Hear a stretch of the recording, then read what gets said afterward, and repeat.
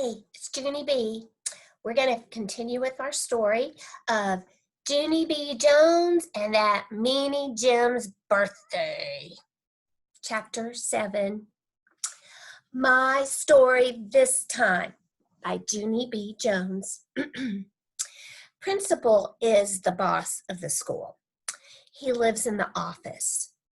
I have to go there when I am unruly. Unruly is the school word for not being ruly. There is a typing lady in there. She isn't allowed to smile. Sit down, she said. She pointed to this blue chair. Yeah, only I don't actually like to sit there. Remember that? 'Cause that is where the bad kids sit. And I am not even bad, I explained. I explain that to her every time I go in there. The typing lady leaned over the counter at me.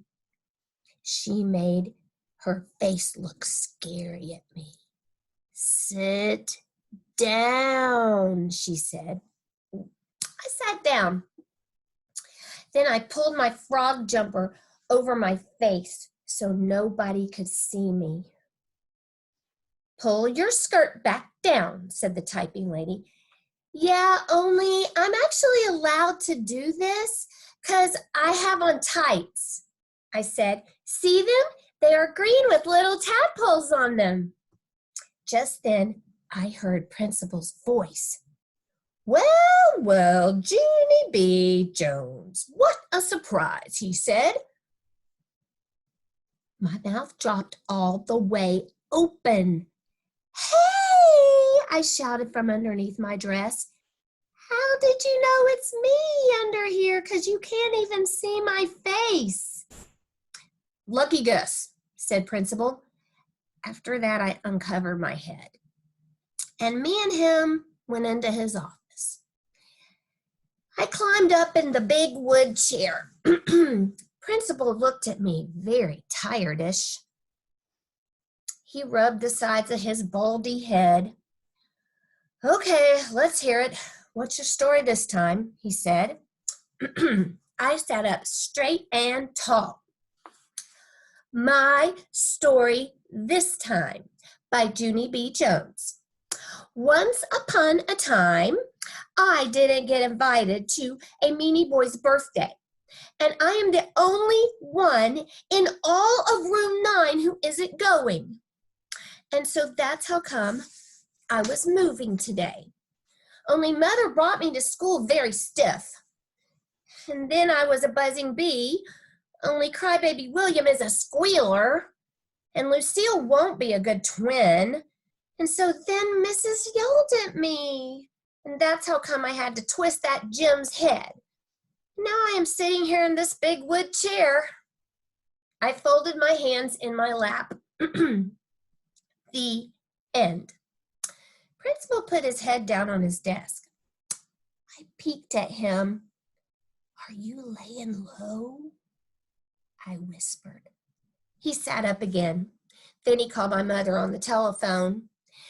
Those two talk very often. This time they talked about the birthday party and how I'm not invited. After he hanged up, Principal looked nicer at me. I guess sometimes we grown-ups think we're the only ones with problems, he said. We forget that even when you're little, life can be tough. Can't it, Junie B. Jones? Yes, I said.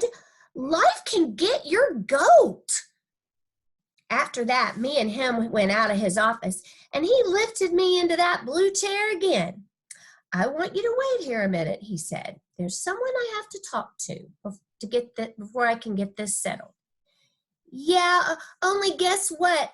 I don't actually want to sit in this chair, I explained, on account of this is where the bad kids sit, and I'm not even bad.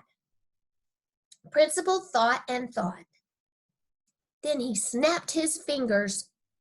I think I might have the perfect solution, he said. He went in his office and brought out a giant shopping bag. "What if we hide you under here?" he asked. "If we hide you under this bag, no one will be able to see you at all." I jumped up and down, very excited, because hiding is my favorite thing in the whole world. That's why. Principal sat me down in the chair. He put the giant shopping bag over my head. "Hey, who turned out the lights in here?" I said. And I laughed, because that is called comedy, of course. I bended my knees and pulled them under the bag. I hugged them real tight. "Now all you can see is the tippy toes of my shoes," I said, very happy. "This is the perfectest solution I ever saw.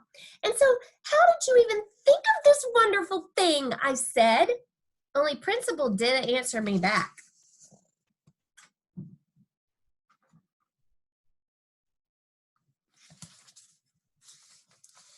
Because he probably went back in his office already. After that, I hid it inside my bag. I hid it a real long time. It was a jillion years, I think. Guess what? This is taking longer than a minute, I said from inside there. The typing lady didn't answer me. "Yeah, only guess what else? My knees are very bended and squished in here," I said, "and so this isn't good for my circulation, probably." Just then my legs started squirming all around because I was getting ants in my pants. That's why. "Hey, doesn't anybody have ears? Get me out of here right now, because I am at the end of my rope in this thing. Plus also I am getting ants in my..." All of a sudden, someone yanked the bag right off my head. It was the scary typing lady. "Pants," I said very soft. She took me back into Principal's office. And guess what? That Jim was there. He was sitting in the big wood chair. And Principal was frowning at him. "Junie B, our friend Jim here has something he wants to say to you. Don't you, Jim?" asked Principal. That meanie Jim didn't answer. He kept on looking at his feet. Principal tapped his fingers. "We're waiting, Jim," he said. Then that Jim did a huffy breath, and he said the words, "I'm sorry." Principal raised his eyebrows. "Sorry for what, Jim?" "Tell Junie B what you're sorry for." That Jim stared at his feet some more. "I'm sorry I didn't give her the invitation to my party," he said very grumpily. "But your mother told you to, didn't she, Jim?" said Principal. "Your mother told you to give an invitation to every single person in your class. But you got mad at Junie B and you decided not to give her one. Is that right?"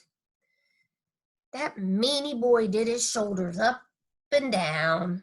"I guess," he said real soft. Principal crossed his arms. "And so what are you going to do to correct the problem?" he asked. That Jim waited and waited. Then, all of a sudden, he got down from his chair and he holded out an invitation to me.